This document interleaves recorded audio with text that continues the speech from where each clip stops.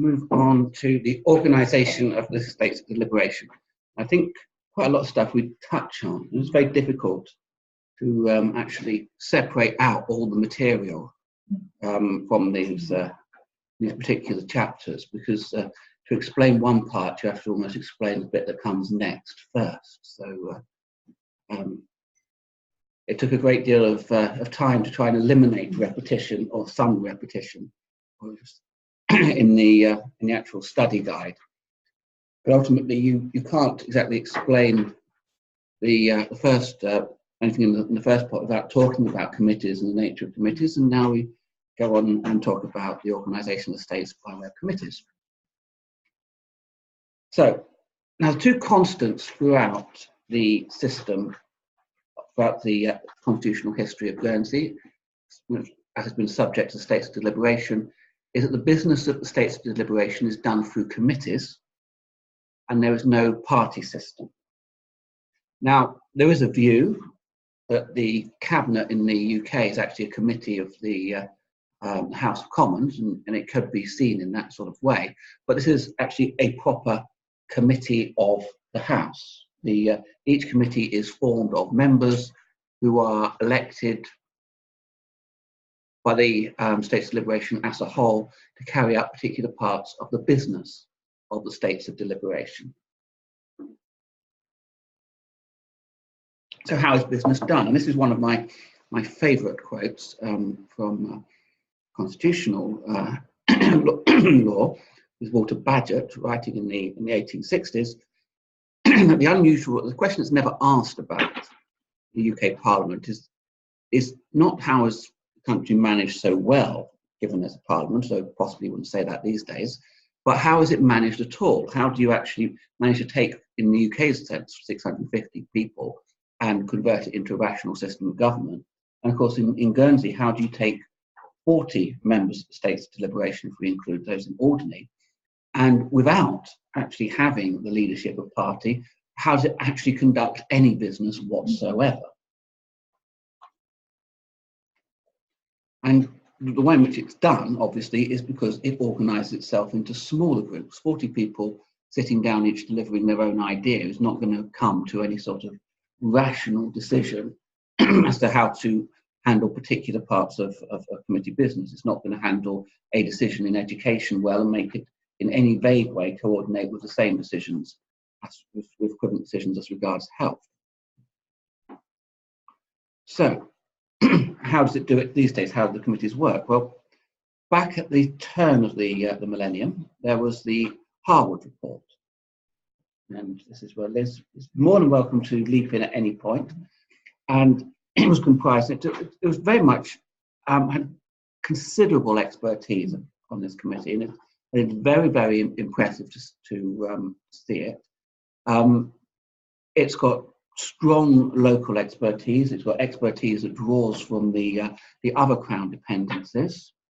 It's got expertise from different sides of the track economically, you might say. You know, an accountant and a trade unionist. And I hadn't realised that he was in Guernsey, but Brian Walden, who probably means absolutely nothing to most of you, but to those of us of a certain age who got interested in politics before they really should have done, it's a name filled with magic, because it's, imagine an extremely well-informed version of Jeremy Paxman, and you have Brian Walden, and that's who reviewed the state of the state of the Guernsey Constitution at that particular time. And it might be said that recent changes in Jersey have not involved a committee of any sort of such august membership. Now, the aims of reform: clearer leadership, because get back to Bagehot's problem, how does a large number of people actually make a decision at all? And the answer is that it does so through leaders. Now, does anyone here ever do psychology? Because there was something which they prove apparently to all undergraduate psychologists, which is that if you take 12 people and get them to vote on a particular idea, and then get another 12 people and get them to decide on what to do about that idea themselves. The 12 that discuss will actually come to a more extreme decision in general than the 12 who just cast their votes immediately. But often when you have, if you have no clear lines of decision making and a group has to make a decision, it will often end up going off at all sorts of tangents. That a leader will emerge quite randomly.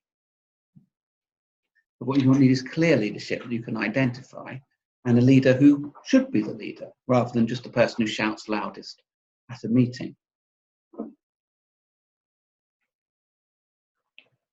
This was demonstrated to me when I did a management course over about 15 years ago. And it has something called teamopoly, which is like Monopoly played by a team. And the person who actually got in charge of our group had no experience at all or knowledge of the game of Monopoly. So, so you need a system whereby there's always going to be someone who's going to take a lead. And so you need a system which can provide and select that leadership. You need someone who has authority to speak for the state. So the problem for Guernsey and the outside world is it needs to actually present a sort of image which the world is used to. And the world is used to talking to presidents, it's used to talking to prime ministers. It's not necessarily used to talking to the chairman of the Policy and Resources Committee, which doesn't present to the outside world as a prime ministerial function. Greater coordination of policy development. I think before the Harwood report, there was something like 30 committees. It was. And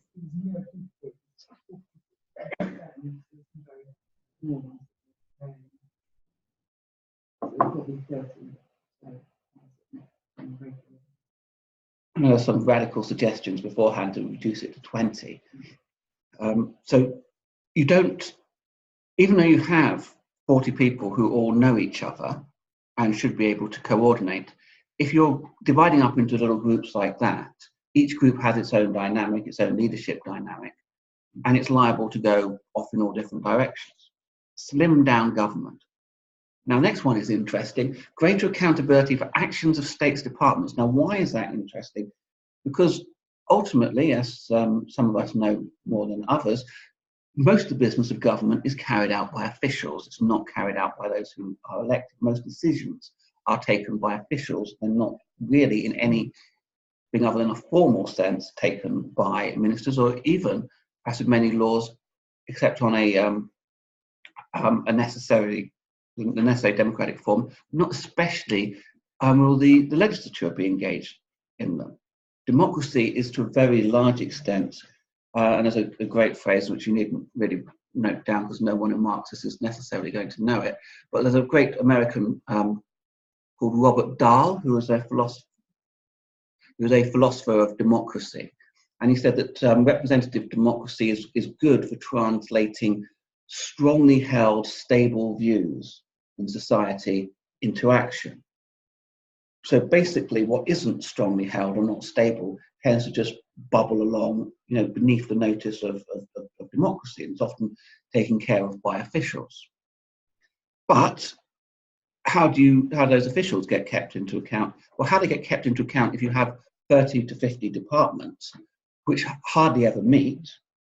How does a committee that hardly ever meets discipline a chief officer of a department who's sitting there not 24/7 because he's a civil servant, but at least 8 hours a day, 5 days a week? He's playing the game much more than anybody else. And anyone who's actually been involved in committee work will know that the power tends to devolve to those who spend the most time playing the game.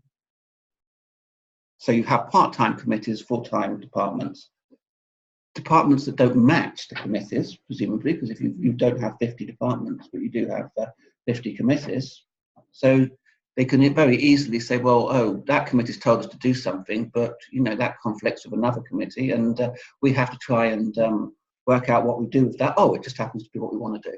Isn't that fantastic? Is that how it worked? I'm just guessing, but it's...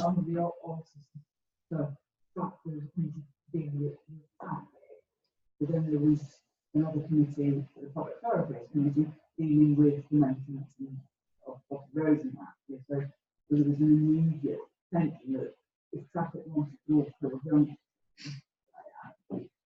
and it requires some engineering work of that junction, it had to go cap in hand to Public Thoroughfares, and if members of Public Thoroughfares didn't agree that traffic lights or whatever should be put in on that junction, or the road should be made one way, they just never got round to doing that work. Mm. Yeah, so that was that sort of thing. There wasn't any way of making the other committee prioritise that particular piece of work. That did create tension. There were again lots of tension between health and police and prison and children's services, because they're four different committees, you know, within sort of child welfare issues, Japanese prison, Japanese prison, probation service was another committee, so you had it was all sort of a bit over the place, and you know, much more life. So, but where are children's services now? they're within health. So. They've now been moved to education in Jersey. Yes. I mean, there's a crossover. Yeah. An improved system of scrutiny, because again, you have a problem if you have a committee that's just left to get on with things and no one's actually looking at it, then how does the actual rest of the states determine whether or not it's doing a good job or a bad job? And of course, the problem is that if you say, well, actually, that's the whole of the states can do that. Well, if the whole of the states gets involved in propositions as to whether or not you should be allowed to turn right at a particular road, you know, it's fairly unmanageable. I remember about 4 or 5 years ago, there was propositions as to whether the number 1 bus route should be rediverted down the Harvey Power or not. That's not really the business of, actually, it wasn't really the business of anyone in the States, because they private out to a bus company. But it's not really the business of the Assembly as a whole to deal with decisions like that. But on the other hand, if you've got a minister dealing with it, how do you have meaningful oversight, which is where the scrutiny committees come in on both islands. Avoiding an over-concentration of power amongst a small group of members, which is to get back to the idea that if someone's playing the game 24/7 or 8 hours a week, 8 hours a day, 5 days a week, they will defeat everybody else normally, because they're the ones who care. They're the ones who will usually have access to the information, and information is the lifeblood of democracy. So the main recommendations: make it electorally simple. People's Deputy, we've already seen that. Clearer division between executive and legislative functions. That means a clearer division between who carries out the laws and who makes the laws. An elected chief minister. So again, you have somebody who's clear and visible to the rest of the world. This is the leader of this particular country. And elected ministers in charge of state's departments. So you now, and it was one of the key recommendations, that the committees should, well, the ministers, it don't have to be committees in the end, but the ministers should be in charge of a department. There should be an identity between who has executive power and the administrators who are carrying out those functions on a day-to-day level. The why executive government? Different committees can follow inconsistent policies. Well, different ministers can follow inconsistent policies, of course, but you can get 11 ministers into one room. It's very difficult to get all the committees into one room. Being able to deal with the outside world, have someone who can pledge Guernsey's word. But again, that becomes rather difficult if, in fact, the chief minister can't pledge Guernsey's word, because the chief minister doesn't have a majority to rely upon in the states of deliberation. So there you begin to come back to how the idea of executive government is undermined by not having party politics in them. And to a large extent, they do go hand in hand in the long term. I mean, any system can bumble its way through for 2, 3, terms, and for as long as there isn't a crisis, as long as there are good enough people in charge. But there's a genuine tension between saying we want to have somebody in charge and that person not having a party to call upon. The irregularity of committees and slowness to reach decisions. Again, you can ask a minister for a decision and they might give one, however half-baked, they might give it in a few seconds. Often the important thing is not whether a decision is good or bad, because one decision is often as good as another. It's that a decision should be made. If you've got a committee, then, well, everyone can pass responsibility. It can take ages, or it can try so hard for unity that it never actually makes a decision that's followable. If you have a compromise decision, it may actually be too wishy-washy to actually amount to a decision. Departmental minister can be on top of business in a way that a committee can't. A minister can have an office in a department and be there to be consulted to make decisions on a real-time basis. A committee sits every week, every 2 weeks, every month. Essentially, it's being consulted, and to a large extent, that means that the Sir Humphreys of the Guernsey Civil Service just have to make sure that their committee stays happy, I would imagine, and doesn't get too involved with the day-to-day business. You might say that's you've watched Yes Minister. That's actually how government works in any system. It's easier to hold a minister to account for departmental failings than a committee. And you were saying earlier about members of the infrastructure committee getting voted off. I remember bumping into a former infrastructure minister at the annual beer festival, which was his sort of haunt. And he was complaining very much that it had been such a poison chalice to become infrastructure minister that he got voted out at the next election, and that was the end of his political career. And what the plan saw was that the ministers would form a committee of the states of deliberation. So it very much saw what in Jersey is called the Council of Ministers as being very much a committee of the states of deliberation. Despite the idea of wanting to have a stronger executive, it doesn't really see the executive as breaking free from the States Assembly itself and becoming a different entity with an agenda of its own that it might try to foist on the Assembly. It wouldn't create, let's say, a big crisis of loyalty for the civil service, who might see their loyalty as lying to the government rather than the Assembly, which can be a dynamic. I'm not being interrupted, so I can't be saying anything too bad.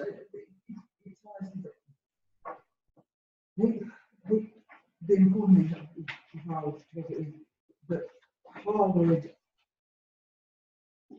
is quite curious here, and the next Harvard never actually got, as they envisaged it, got delivered, and I think this is where it all started to fall apart. It was now properly tested to see whether it would have improved what we have. Probably too big a step at once. But in Jersey, where they did effectively deliver that, it hasn't actually moved into a position of constitutional stability either. Hence the current reforms, where they've essentially reorganised the civil service and haven't yet carried through the single entity government, which is actually a necessary part of that step. This doesn't get shown to anyone, does it? No one else sees this? I'll be quiet. Chatham House rules apply. But essentially, the reform there, and it's no secret, is stuck in a halfway house, because the actual creating of a single entity of government, which is to be a proper cabinet government with making choices as a cabinet without and instead of the ministers having their own fiefdoms, that's not necessarily going to go forward because it needs another vote, and that hasn't happened. It may never happen, given that most of those in charge politically are people who voted against the change. So you could end up with a situation where the ministers are politically in charge of their own fiefdoms, but reorganisation of the civil service means those fiefdoms are actually very hard to find. Debate during the consideration of 2019 budget last month, where reforms of the civil service were being put through to take away what is now the chief secretary role and to replace it with a lower grade of chief officer as the principal officer for that committee. The committee presidents are fighting tooth and nail to retain their chief secretary. It's almost part of their status. I think their chief is But if they're against it, and if everyone's on their committee, then how can it pass? Well, there's some wording waiting to amend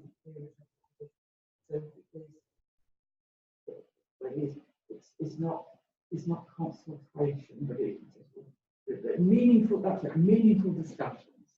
So there won't be consultation, but there will be meaningful discussion, because actually the process is the process can't. The two need to change in parallel, as you say, and the civil service can't at the moment change because the politicians are resisting that change.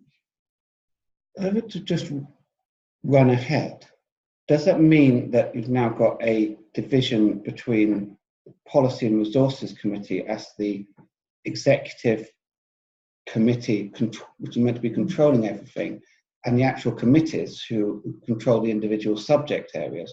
Presumably, the idea could only come from the Policy and Resources Committee if the others are against it. Yes.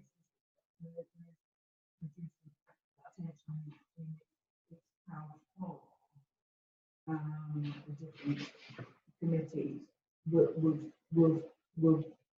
how they will stand together to collectively fight.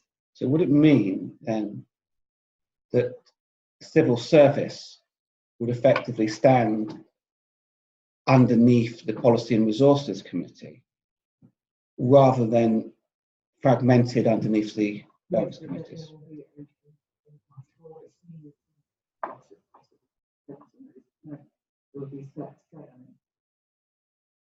That doesn't work, doesn't it? But they will have so they'll have particular, almost a directorate type thing. So there'll be a sort of human resources type person, a digital type person, a treasury type person, and will then provide those functions across the committee. It seems quite similar to the reorganisation in Jersey. It a lot from it. And the bottom line is that if you can have 7 people, the certain salary ranges rather than 15, you suddenly saved a whole big pot of money. Once you pay off the service of their redundancy packages, those recurring savings are good. As a taxpayer. Yeah, and the reason why I go to the States with it is they needed money in the short term to pay off the redundancy packages, to then make the ongoing savings. So it's a short term payment, financial pain over the next 2 to 3 years. I keep doing that. But it doesn't work. I did tear into It doesn't work as a system unless you abolish the committees. Yeah, and because the committee system is firmly embedded, and there's no discretion to move away from. no particular strength of discussion, move away from it. The other thing that's great is there's going to call around that there's going to be sufficient politicians that want to protect their empire. Okay, so anyway, so why was this rejected? Now, the States of Deliberation Joint Committee said divisive, would create a permanent opposition. Again, you kind of see that if you have a permanent opposition, you have an opposition party. And you could see in Jersey how various groupings did start to form. One formed a party, others began to sort of form de facto parties. So you would have said actually the current chief minister and some of the deputies around him were almost like forming a party under the old government. Indeed, you could see certain members of pretty strong supporters of Ian Gore to form a chief minister. You could say, well, they were, effectively a party themselves, although you still don't have any sort of clear, everybody has to try and nail their colours to one particular mast or not. And somehow there's the wonderful line in Gilbert and Sullivan from that, isn't it amazing that everybody born, in England is either a conservative or a liberal. So everybody either conforms to one or the other particular groups of views. Whereas the reality is that, there are lots of different views, and they were worried that a system of party lines will force people to adhere to party lines rather than to deliberate amongst themselves. That would be the dampening of the expression of constructive alternative views, because everyone will be essentially pulling in the same direction. But if you have a central committee of council of ministers government, then you really do need to have collective responsibility. Something that people agonize about an awful lot, but it does actually logically follow that if you have a government that's spending states' taxpayers' money, that it's actually spending it in a coherent way, and that people are signed up to its program, not trying to thwart each other. Excess of power held by a minority of states members. Well, again, that rather sort of is imagining what happens if you don't have a party system, but you still have a great powers within the executive. They don't have the check and balance of at least having, in Guernsey, 21 members on their team, making sure they stay within particular lines. You just end up with a few people who've been voted into high position, then getting on with it. The conflict of conscience issue, which is collective responsibility. And also the idea that it could rapidly fall apart. And it is actually a genuine problem that ministerial government does not fit well within the idea that government should be consensual.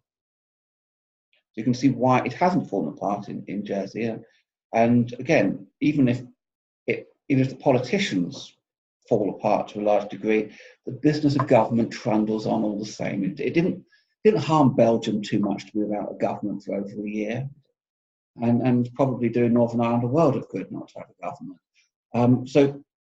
But it is a genuine point to be made that you don't want to create a system which is completely, certainly at that stage, untried, because now it has been tried in Jersey, which could utterly fail. So committees retained, but committees to match the departments, committee to be led by a minister. So this is dealing with the problem of committees not actually having sufficient day-to-day presence to actually control their departments. Their actual lead is somebody who would have a presence in the department, somebody who civil servants could turn to, because presumably you could only stay as a minister if you're actually able to lead your committee, and if you're constantly losing committee votes, you couldn't really stay as minister, would you?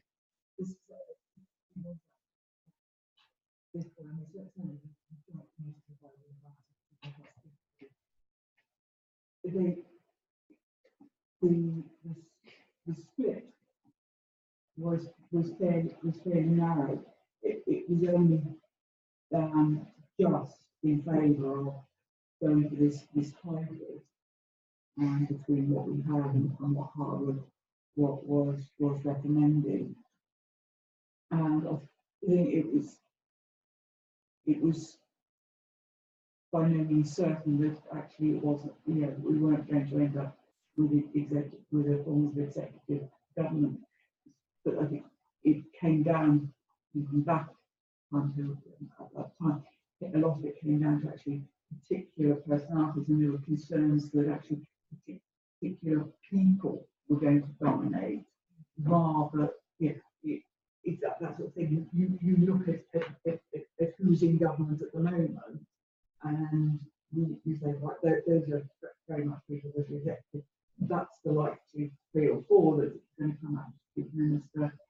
Is it something you've got confidence in? And it was actually the headlines of the reasons were perhaps not properly or indeed at all thought out. It was rather a case of, I've made my mind up and there is no way that he or she is going to. But it's the nature of constitutional reform always, isn't it?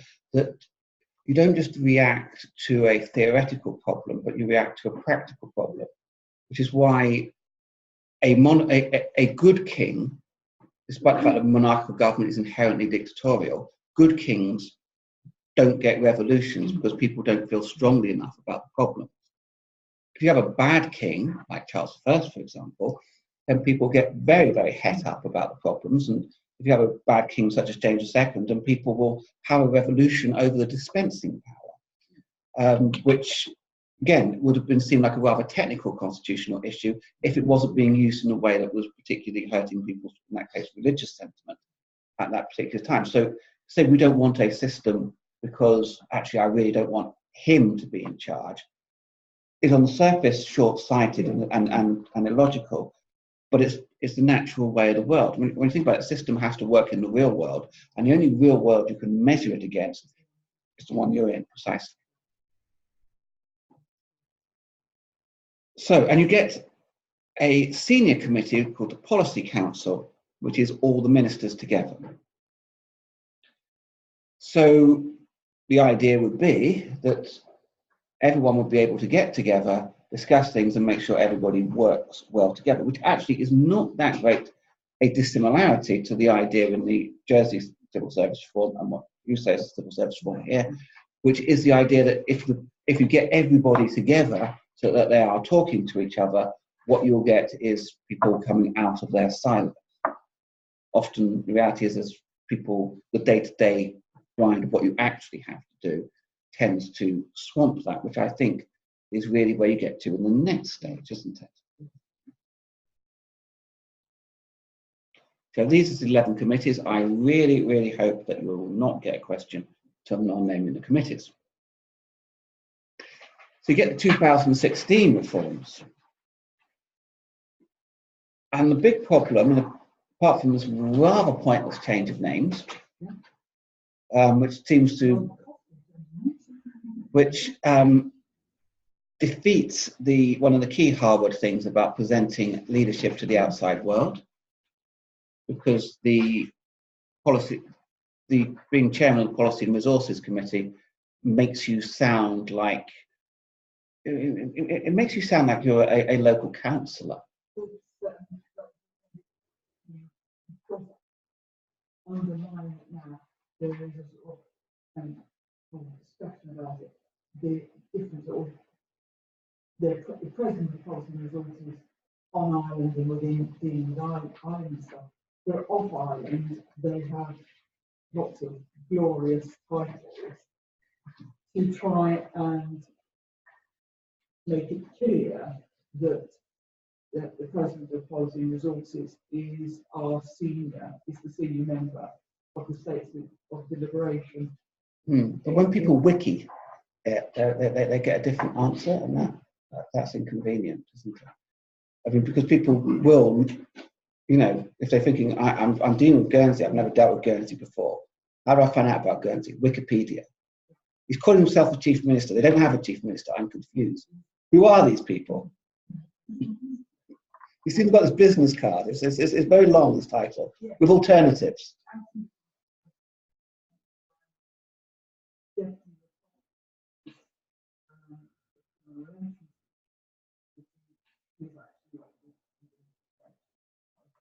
Well, it didn't do Bergerac any harm, so it could actually be the Puritans.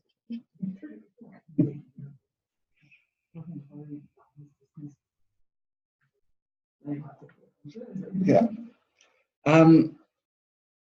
Now, what you do here is actually very interesting. There was a chap called Leo Amory, who's one of the main constitutional thinkers in England, who very much said government should be led on a policy level by people without day-to-day ministerial experience. Not ministerial experience, but ministerial responsibility. They shouldn't be distracted from the day-to-day grind of their department, and they shouldn't be captured by their department. So what you need is essentially a policy-making cabinet. You need essentially, it was a war cabinet model, one that he had seen in World War I. And that is, to some extent, what is being done here. You have 11 ministers making up the Council of Ministers, but all embedded in their committees. So their day job is the committee. So either they're going to prioritise the Council of Ministers over their committee, or their committee over their Council of Ministers. Just like you have the difficulty in Jersey, where you've got a fragmented Council of Ministers, because everyone has their own portfolios and their own fiefdoms, at least they used to, where people will be essentially, they're interested in their ministry, that's what they're elected for. There's no big picture. There's no really centralised view of government. So the idea appears to be you create a senior committee, provide political leadership. How many are in it? 5.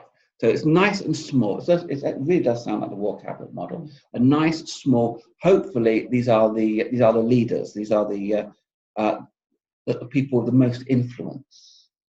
At least, they used to be a Roman. The Roman expression was auctoritas. People who carried authority throughout the state. So those sort of people you'd be looking for here.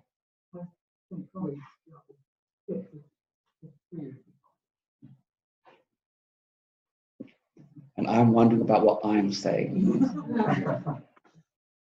Okay, so they're then supposed to make the decision, make the key decisions in terms of direction. But what is the problem with this? What is the problem? What's the problem with separating policy and delivery?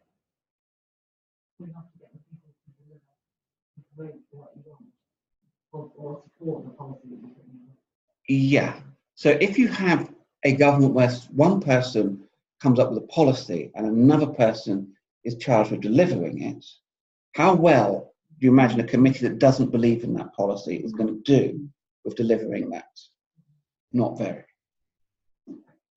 And from what you say, that you've got the Policy and Resources Committee trying to deliver a civil service reform, which undercuts the committees and makes the actual important people within the civil service accountable or answerable to them rather than answerable to the committees that are in charge. The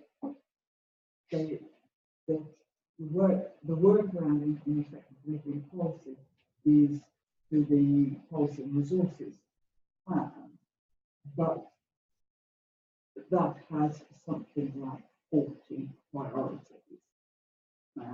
It is nearer 140 when they got all the feedback and got their priorities. And try to do that, because it actually becomes quite undeliverable that you can only really deliver half a dozen at most priority areas, and it's trying to filter that down and to get the committees to say, whilst for home affairs, diverting offenders from custody maybe our primary reason, economic development is saying actually our priority is air and sea links, and home affairs going, okay, we fully accept that air and sea links are much strategically much more important than diverting offenders from custody. So we will lower the priority. Yeah, we'll step back from that one and support that. Yeah, and it's that difficulty of stopping thinking about your own objectives, your own agenda, your own mandate, and looking at somebody else's and saying, actually, that's fun. And that's before the people you put in the committee turn around and say, well, actually, I've gone into studies, rehabilitation doesn't work. Yeah. And then you're really in trouble in trying to implement the priorities. Yes. And then where's the money coming from? Yeah. And one of the things is, it's obviously it's an age-old debate, which is, do you need to concentrate the power of government into a single source? That's why the Roman Republic fell.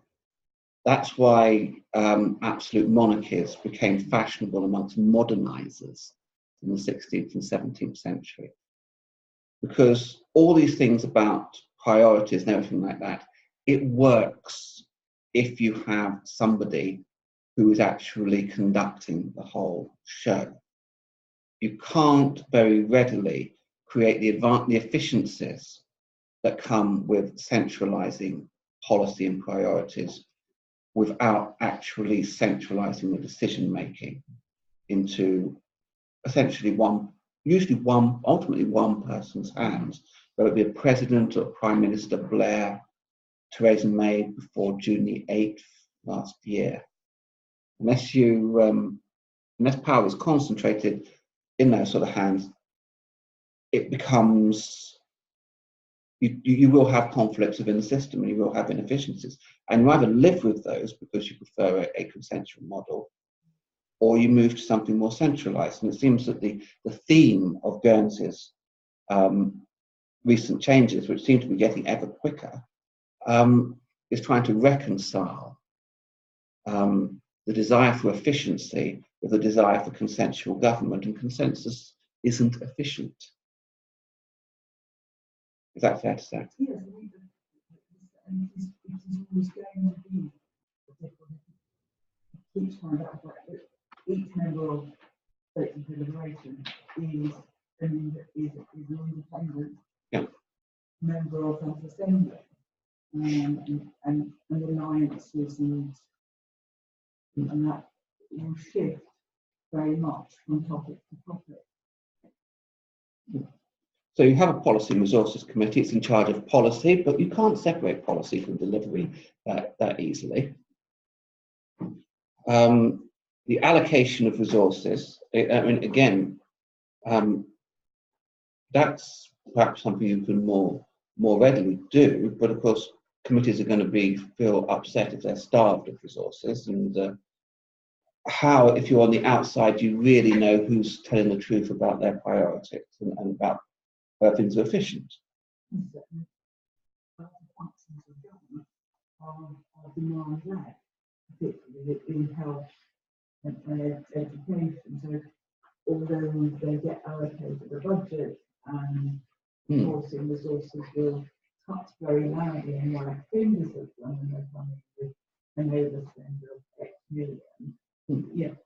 There's health and they say, well, it's not, we couldn't help the fact that actually, a lot more elderly people fell over and fractured hips and needed hip replacements, driving down, or what the other, do you, does that mean that we should just let people die and put money on budget? But it's no surprise, actually, once you separate the policy council from the committees, that you then create a whole new civil service structure, because the policy council, policy resources committee, requires information to make its decisions, and information on the efficiencies of departments and on whether they really need the money. That can only come from a more competent and higher ranking part of the civil service than the ones that run the actual departments themselves and actually doing the delivery.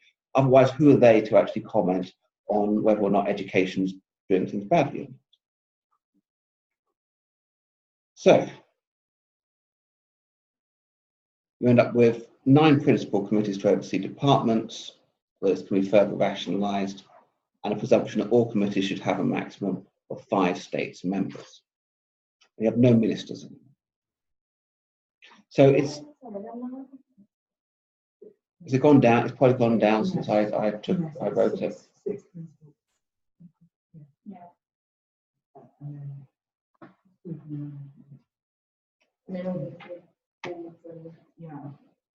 Scrutiny management. So you have a scrutiny committee, and again, scrutiny does the same things we talked about earlier. You need, given that you don't have a standing opposition in the British Parliament, you have an opposition whose whole life is to probe for weakness in the government, and it will try and leap on any weakness that it finds. You don't have that sort of organisation pushing back against government, and actually genuinely in many cases revealing real errors and real problems and promoting real solutions. So scrutiny does that, because otherwise a lot of things would just go through simply by a lack of interest or expertise. So it makes certain backbenchers become experts, would take an interest in things that they would otherwise take a back seat on. So for example, currently we're doing legal aid reform in Jersey. You go before the scrutiny committee that's dealing with that, and a whole load of people who actually read the papers, they're up on the subject, they're making suggestions. The opinions that divide us to in Jersey and in the legal professions to what is being done, but you've got several very active brains in the amongst the backbenchers, probing, suggesting. Now, if scrutiny didn't exist, then probably the Council of Ministers would get either a clean run at it for the legislation, because nobody would be taking an interest, or a rather unstructured, instinctive opposition, which wouldn't be very constructive. So it helps to structure the decision making, helps to structure the thought processes. When you lack that party organisation to provide a sort of a division of labour amongst members. Parties create a division of labour within parties, that people are allocated to try and work out why the government's going wrong on something. Scrutiny helps to perform that process, but in a more, with the aim of construction rather than destruction. Thank you.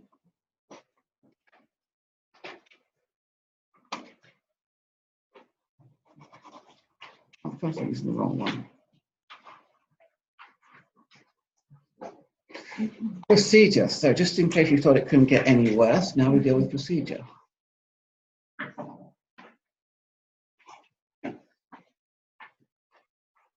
These are all currently on the syllabus. Otherwise, I would have been far briefer on it, because to a large extent, you can't learn the detail of procedure. So how far it can be examined, I'm not sure. But some of the aspects of procedure, they do demonstrate the balance of the states of deliberation.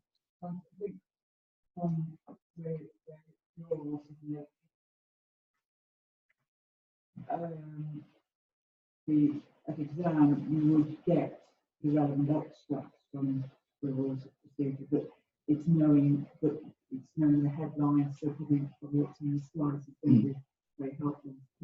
So it's no good having a piece of legislation that's not a lengthy set of rules of procedure if you've got to spend 20 minutes of the exam reading through them to see if there's anything helpful in them. So it's those sort of questions that Fred comes into your office and then I'm happy to making this piece of legislation and blah, blah, blah. And what can you do to stop the states from making the law that's going to put them out of business? The classic question. I mean, you could have like a few marks on a question about annulment in the States Assembly, and it's important in the time you've got an exam to know exactly where to find that and find any related parts within within the rules. Because to give an example from just 18 months ago when I was sitting the company exam in Jersey, you're given the company's law, and then you get asked a question which basically involves you finding the relevant parts of the company's law and just paraphrasing, or even, you can't even paraphrase, just copy it out, some of the little sentences. And these are really, really terribly easy questions, unless you don't know where to find them. And if you haven't taken the time to actually basically learn where you need to look for these various parts, you can very easily find time beginning to drift away from you in an exam. And that really is a very bad place to put yourself in. And anyone can do it. Anyone can put themselves in that place. The non mostly arise from sexual vacuums and regulation. And if I say, how could a state, how would you advise a state's member, not be able to ask the state not to approve regulation, if they've clearly not used the word null in the question, but the word in the index, you need to find the bit is a null. It's going to be designed to test whether the word you need is a null, rather than you copy out accurately. Well, so what sort of proposition doesn't need the support of 7 members? Yes, this is it.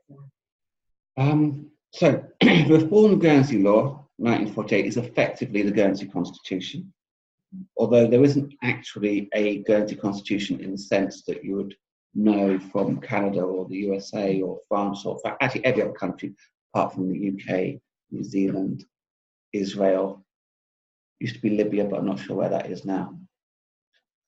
It is still ultimately a law, except it is partly entrenched in a clever way. You need a 2/3 majority to pass amendments to law, the first attempt. If that's not successful, then 7 members can bring back the proposition. So I suppose what that is that if you've got a majority but not 2/3 majority, you could have another crack at it in 3 months' time. But that essentially puts a dampener on any attempt to try and railroad major change through. So the single entity government provisions that were passed recently in Jersey would have failed under this particular piece of legislation, because there was only a bare majority in favour of it, and therefore it would have had to go and kick back 3 months. 3 months, newly elected assembly would not, almost certainly would not have passed it. So it basically means you have breathing space. It's whilst you don't actually end up doing what can happen, is you end up with the tyranny of the minority, whereby something that actually is popular, the majority do want, is blocked, and you have a presumption in favour of the status quo, even if that's bad.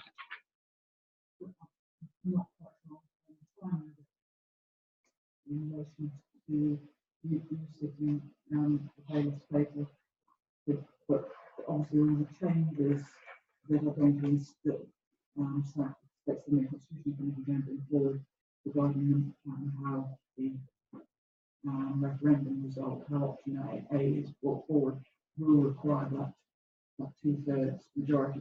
I think that, for me, I think that's going to be actually quite interesting as to whether or not the states that they will be bound by it, but actually it's just that a simple majority will be bound by it. 2/3 majority will be bound by it. But is that just a political declaration to be bound by it? Because when they had the alternative vote referendum in the UK, they actually had a procedure then set up without reverting to any more legislation to create it. And I think it was the same with the Scotland referendum back in '79, but obviously not with the EU one. Much beyond. I think it's just a statement of intent rather than they probably use that they will be banned by it. So, but so it depends really how the propositions are drafted. So they may support a proposition for all island-wide voting, and then not support the propositions for how that is delivered. How much wiggle room is there for how to deliver that? When you've got constituencies, you can see that you can have disputes as to what the constituencies are. But there is one constituency, and there's 38 members, 38 votes. You don't.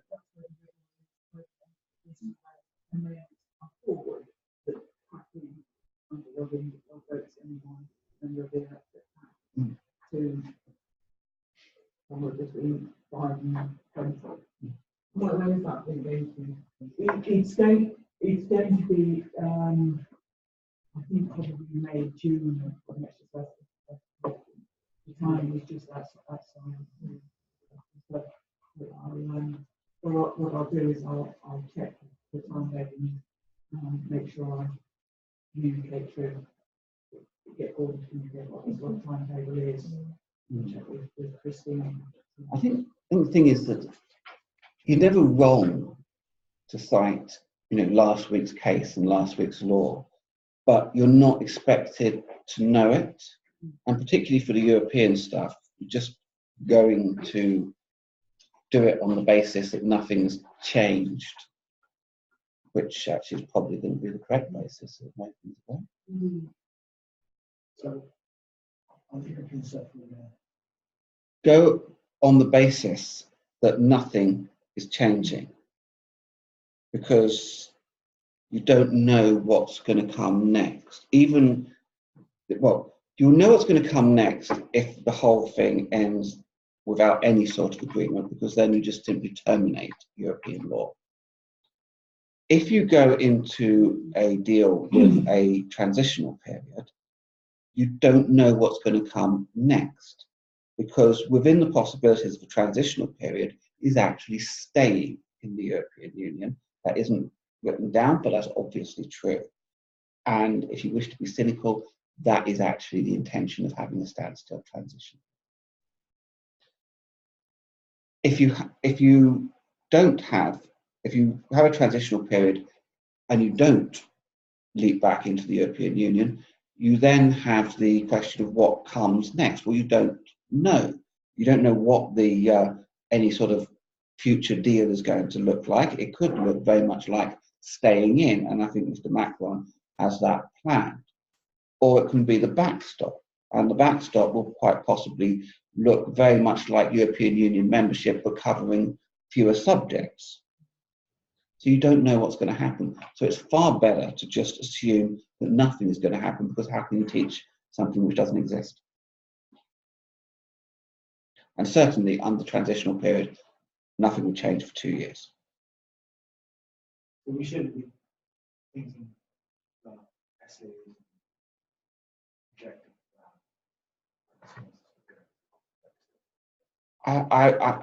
I would find it very surprising and very difficult if they were to actually ask a question about what comes next in terms of Brexit. In terms of, you could ask questions about, you could find, I'm sure, an angle on what Brexit means in terms of, UK-Guernsey relationships. Does it make it more important for Guernsey to have its own voice or not?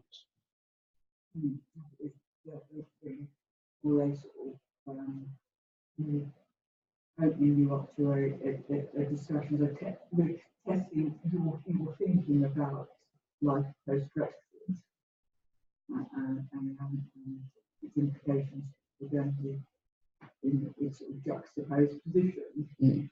Again, it's difficult to actually write a question about that when it's still very much in the air, because for all you know, the EU could make it says it's going to possibly exclude Gibraltar. It could start asking for outrageous things against the Channel Islands. Perfectly possible. I mean, when you make the sort of demands they've made, any demand is possible. So, procedural states of deliberation. BA detect is the main thing. And to go back to something we talked about, you need to know the terminology, because the terminology is what sets you apart from someone who's just wandered in off the street with a good general knowledge. Incorrect terminology. I don't think that anybody that says mistakes are common knowledge. And everyone. Yes. Well, So, Did you just say you were not? I presume he's still not. I haven't. No. Who's Deputy Bailiff? Which is certainly on the board. He's on the law review, isn't he? He's on the law review, isn't he? Yeah, but I don't think he didn't turn up. So. Anyway. Don't think he did. I'm the secretary, I should know. Anyway, so the main things are to get on the BA detect, which is that's the agenda. This is to actually put something before the states. And in politics, they say that controlling the agenda and setting the agenda is one of the most important things. There are whole publications and articles and learned articles about how agendas are set and how to make sure it's set in your favour. But the main ways on to the agenda, the BA detect, is through the committees, the Policy and Resources Committee or Departmental Committee. So so those are the people who are very much in the executive game. Or it can be a requête, which is essentially a proposal from a group of 7 backbenchers. So that's 7 backbenchers to that particular subject. Because 7 states members, but so it could be very often is up to members of the committee. It's not uncommon to see 1 or 2 names that are members of the committee. so like the minority reporters. Yeah, or things that they feel passionate about, but they're not on the sort of priority list for the committee that they feel they should be. So it's interesting. It's quite a high hurdle for backbenchers or minority members of a committee to actually start the ball rolling in this way, because in most councils, assemblies, parliaments, you just need a proposer and a seconder to actually get the ball rolling. Obviously, if you've just got a proposer and a seconder and nobody else, it's not going to get very far. But this makes sure that there has to be some sort of solid support for a measure, but actually to take up the time of the state of deliberation itself.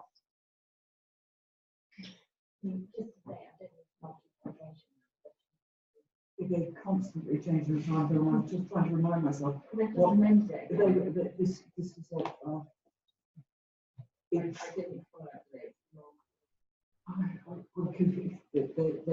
it went to 3 weeks. I think I got most of this from the website just about 2 months ago.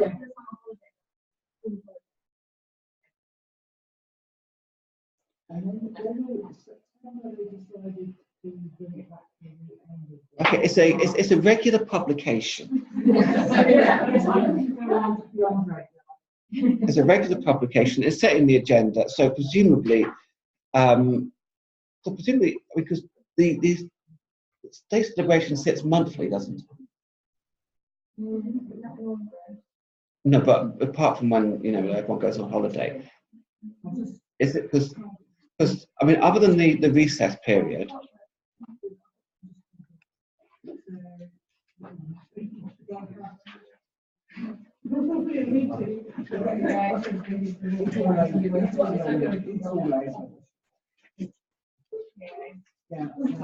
Because in Jersey the States Assembly sits, apart from the recess periods, every 2 weeks, and I thought you didn't sit as regularly, but you probably sit longer when you do, I'd imagine.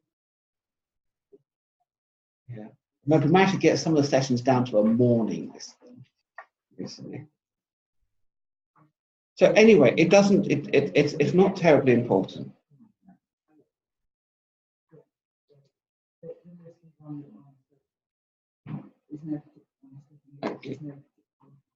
Okay, so propositions go to the greffier. There must be either a policy letter from the committee or department or a requête. So you have to have that type of document. That's your pass to get into the next stage.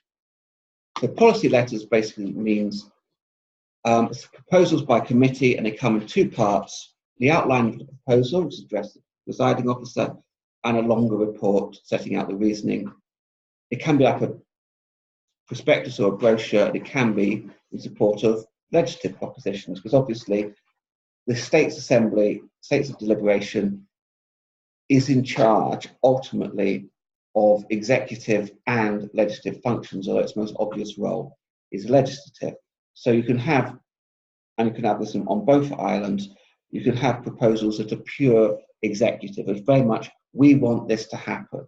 We direct the committee of this to do such and such thing. Or it can be, we want law to be passed, and this is the law to be passed. It could be, we want the committee to go away and draft a law. It could be, here is our law that we have drafted. And a requête, which basically obviously means a request, is a proposal by at least 7 backbenchers. But if it comes from the backbenchers, you need to know what the actual committees and the Policy and Resources Committee have to say about it. Because obviously any law, any new proposal of policy creates ripples. You do not want something that creates incoherence within government. You need to know, at the very least, if it's in tension with existing committee policies, if it's in tension with other laws and practices, that is at least identified, and you can only do that by essentially sending it to the relevant parts of government.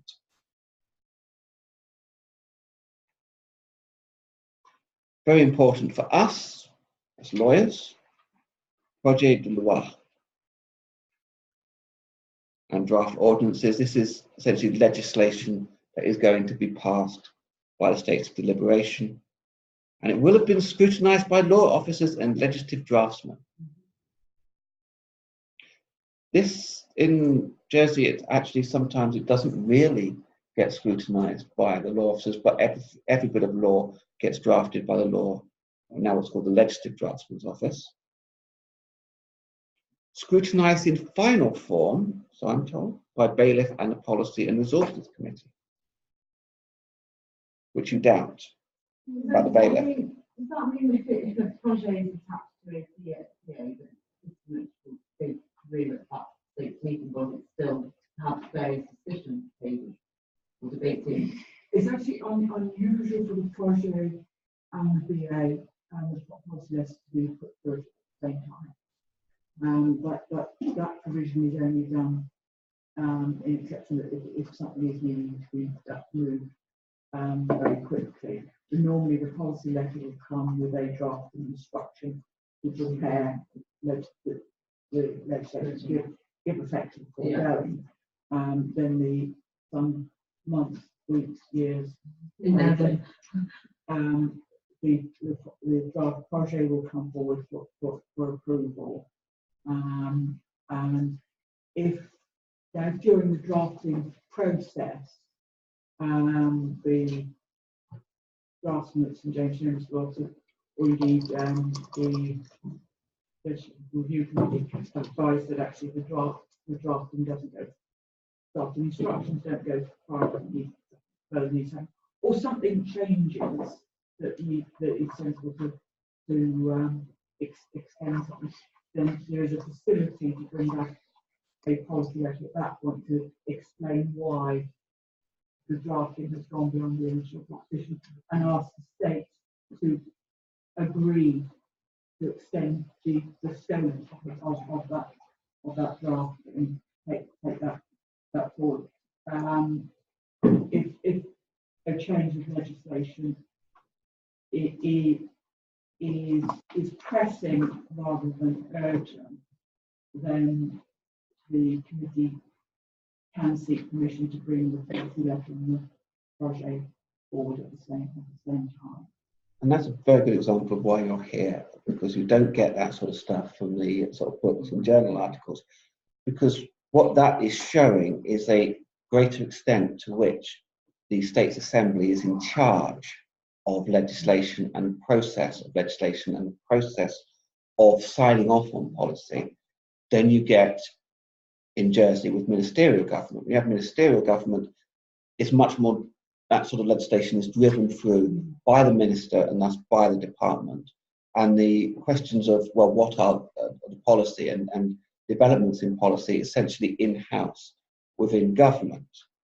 Whereas there, although it does happen, and happens quite a lot, to have a decision in principle to go down a particular route and then for legislation to be produced, what you're saying is that the policy in that original proposal is very important, and it's very important to those who draft the legislation to stay within that policy, and if they need to go out of it, for there to be an amendment. Whereas it's not near, although that perhaps could happen in Jersey, it's a lot more. You've got your go ahead to make your film, Mr. Director. Now get on with it at your discretion, and I'll see if I like it or not at the end. This legislation, the December meeting, you used the word pressing rather than urgent legislation. With some of the Brexit stuff, that was time short. There's one respect of customs and cross-border stuff, which the policy letter is coming at the same time. But if it's been through that mechanism of policy letter, that's approved, and then it goes through the people that draft it, and that stays within the terms of the policy letter. By the time then it gets back attached to the BA, it should be approved at that stage meeting. Unless something exceptional changes. I think most recently the population changes on housing and job population management showed exactly where that although they've been exhaustive consultation on the changes, it actually wasn't till the final draft of the law. It is published for effectively to go off. The population management got as far as talking about the commencement. It was the commencement ordinance that they were going seeking to vote down. So you've got that actually suddenly we've seen we've woken up and smelt the coffee and actually we don't like it, or whether it be in the population management, it was a lot of employer bodies that were getting concerned, particularly hospitality, and that were going to continue to recruit staff, and I got that sort of groundswell going when the inheritance laws changed a few years ago. It was the bar that being consulted about that suddenly at the 11th hour we don't like this, and there was a lot of doing and does that mean that the system works well, or that it just completely fails because we well, I think these are things that it perhaps underlines that consultation is government can do consultation very well, but it relies on getting the right people to actually engage. You can have all the surveys, questionnaires, public meetings, public presentations, and standing church going half a week, the pop-up shop type thing. But if nobody comes and talks to you, you've done consultation, you've satisfied the requirements of consultation, but actually people say, well, I don't feel I was consulted. Well, I think it's like, I think that's quite good. It's quite flexible. I think that there is that multi-layering Yes. And if as a civil servant, it's really frustrating that you've spent countless evenings to go and to school halls and other buildings and to consult, and then and had early meetings, late meetings, in between meetings. But what's the point? To some extent, it's like C.S. Lewis talking about how the devil should conduct his work. And one suggestion was there's no heaven, and another suggestion was there's no hell. And the third and much better suggestion was you have plenty of time. So it's no real surprise that until you actually have a draft law there and staring down the face, that people who might think, oh, I don't particularly like that sort of thing, whilst they have plenty of time to complain, will go off and do something else. And when they have very little time, will suddenly scream and shout.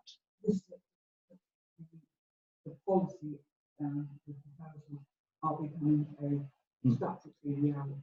And we have something you mentioned in inheritance, because we have had the same debates, which seem to have gone quiet for the moment, largely because I wrote something that lasted 70 pages. I think would bore anyone into the ground. About legislative review and about compulsory rights of inheritance. And you're liable to end up with whoever shouts highest, loudest, which body is interested enough to shout about it is going to be the one who's going to be picked up in consultation, and which actually would be the lawyers who have tended to have a particular view on the subject. Whereas if there's any sort of general idea of what is just and right in Jersey society as a whole, well, that's something most people are not going to turn their minds to until somebody gets written out of a will in favour of their dad's secretary or something like that.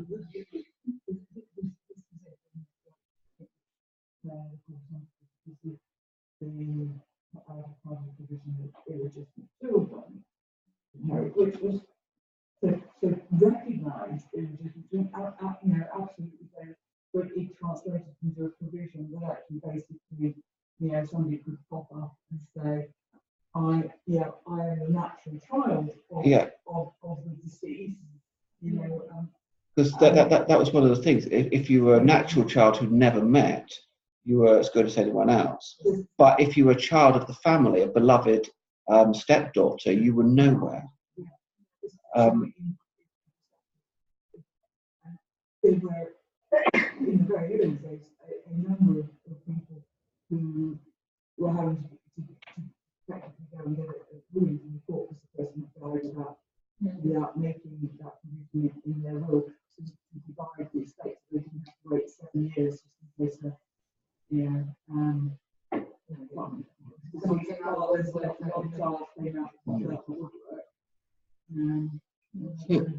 Anyway, put scrutinising final form by bailiff, but you say that doesn't happen. I mean, I all these I've got from somewhere, probably from websites. It's not part of Yeah. the formal. Oh, it isn't part. In Jersey, it's not part of the formal thing. It just does it.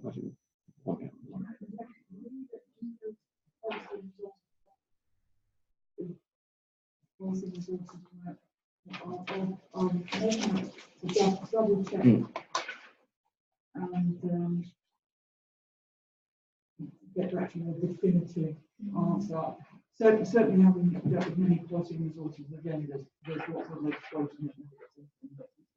So you now get through to the right. This is why this part is not always the most interesting part, and why you're liable to have questions which will involve trying to find things. Reports. Well, information is the lifeblood of democracy. So it doesn't just have to be about proposing legislation or specific steps. So the idea is essentially to get an idea. Well, the concept is that people can bring an idea, a proposal, or the outline of a proposal or a problem before the states, and the states can take note of it or dismiss it. And this is an area where you just need a proposer or a seconder. You'll find it in Rule 20. Some of these rules move around, by the way. When I say Rule 20 now, it might not be Rule 20 by the time you get. Yeah. How does that work in practice? How does that report in terms of the motion? Is it just something they do on their feet and training? Discuss it, debate it, and then note it.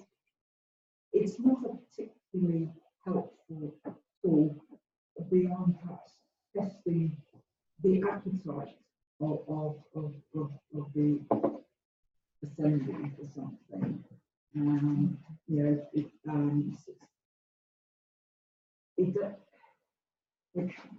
It's a bit like putting forward a private member's bill. You've got no hope of it actually doing anything, but it might set. But it might set the. What I mean is it sets. It set the hairs running. You know, or both were kept. Yeah, use more where certainly the first reporting sector moved from having control to what is now called the population management law, was a to note report was to actually try and get a feel for the appetite of the assembly for moving away from the system based on population management through how to limiting and restricting housing. So it's perhaps more a sort of a green paper like debate rather than anything else. Okay, so secondary propositions, again, amendments does what it does. Cersei, again, terminology, Yeah. short amendment. Only needs a proposal seconder, but you're going to need 7 people standing up if challenged. Two forms of Cersei. There's straightforward Cersei and Cersei with a direct in it. So basic Cersei is just the debate. So it maybe for back for a month, 6 months, whatever. But you can also have a Cersei with an attachment that requires the committee to go away and do something else in the intervening time.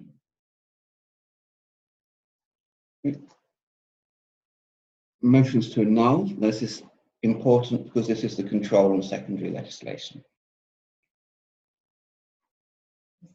So there was quite a lot of legislation which, if a law says that the committee department can pass such as secondary legislation, called in UK terms ordinary regulations. Here it could be regulations or orders or rules. That it's not a power to do whatever you want, but unless the State's deliberations steps in, it's what's passed by that department stays. So the control is that there's a negative voice on the part of the State's deliberation. You don't actually have to debate it. So it's things which should be minor enough that unless they really irritate and upset, that it doesn't really matter too much that they stand on the statute book. Motions of no confidence brought against committees as a whole, which is one of the reasons why it was difficult in the previous system to challenge the policy council, because actually you would have to go through the committees, because if you were president of the minister of the committee, you were ex officio member of the policy council. Therefore, the only way to remove you from the policy council was to destroy the whole committee, and the only way to get rid of the policy council itself was to go through all the committees, which obviously is a bit ridiculous given that actually there wouldn't be enough votes outside those committees to possibly do that.